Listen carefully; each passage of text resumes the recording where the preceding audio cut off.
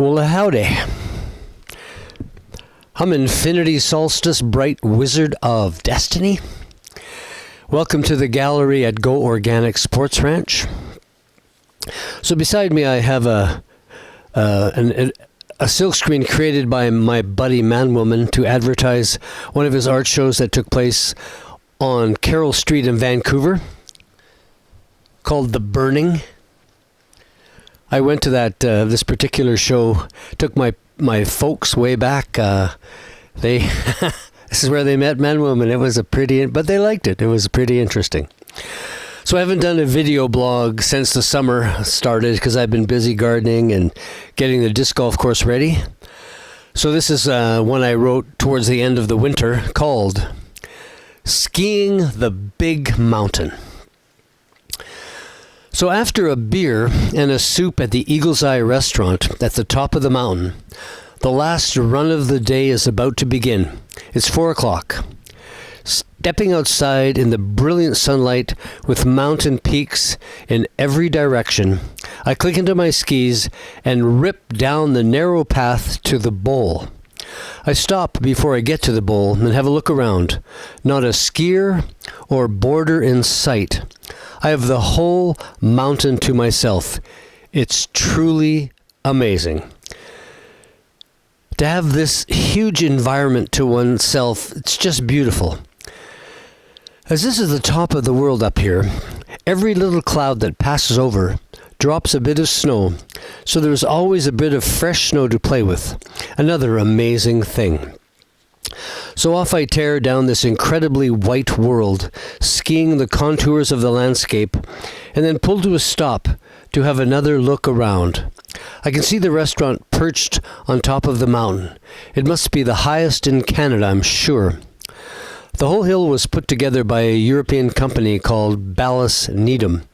This company built the Confederation Bridge to PEI, and as part of the contract, they had to spend some of the profits in another Canadian project, and they bought this small ski hill in Golden called Whitetooth and turned it into this mega mountain resort called Kicking Horse Mountain Resort, or as it's called, The Horse by the real skiers and boarders.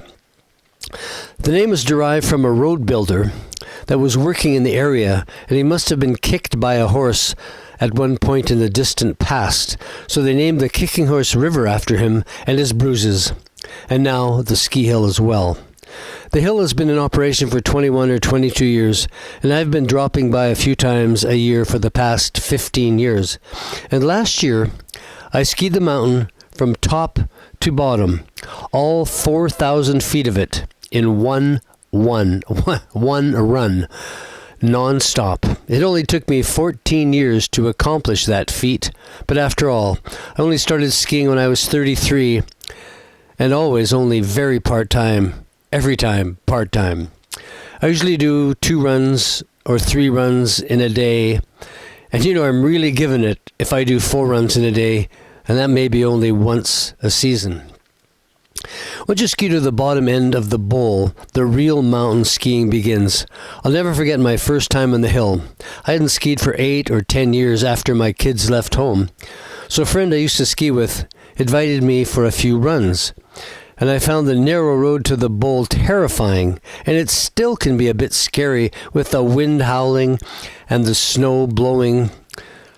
But I digress. The bowl is fun to ski through. Not too steep, but when the bowl ends and the real mountain rears its head, I looked way down what could be described only as a cliff, and I see my friend skiing away, and as he stops to look for me, I yelled down to him, "Don't wait for me!" That be a steep pitch.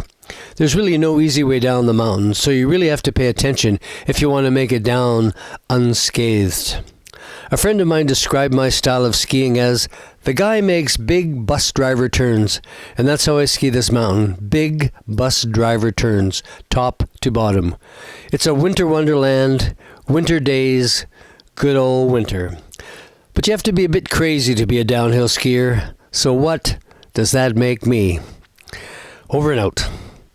I'm Infinity Solstice, bright wizard of destiny. I'll be talking to you soon.